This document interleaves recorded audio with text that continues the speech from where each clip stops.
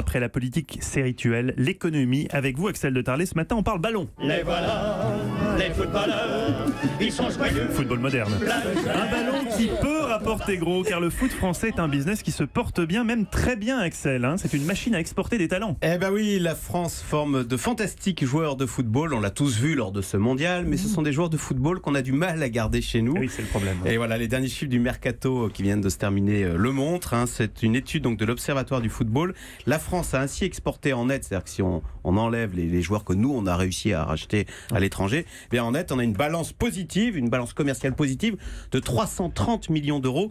C'est énorme et nous sommes le seul pays d'Europe comme ça à exporter nos talents. Si vous regardez en Allemagne, en Italie ou en Espagne ou en Angleterre, ils n'ont pas assez de joueurs locaux pour faire vivre leur club, et donc ces grands clubs étrangers en Europe sont obligés de faire venir des joueurs du Brésil, d'Argentine et de France. Voilà les trois pays fournisseurs officiels de talents. Alors je vous ai préparé un petit quiz, par exemple, vous qui avez tous suivi le mondial, avec nos champions du monde. Par exemple, Olivier Giroud, donc l'attaquant français, il joue où en ce moment, dans quel club en Europe? Chelsea, bravo. Et où est-ce qu'il a été formé?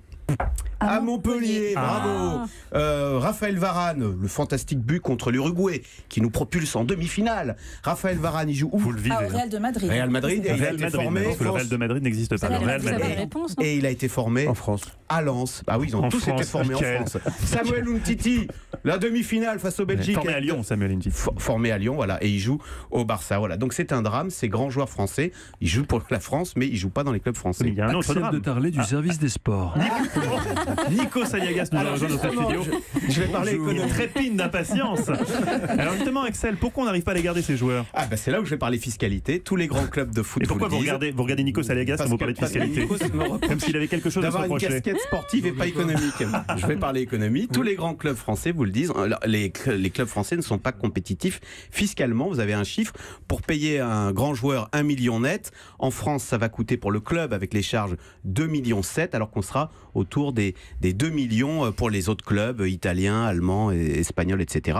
Alors vous savez qui a décidé d'accorder un petit coup de pouce fiscal à ces clubs français? Vous allez nous le dire.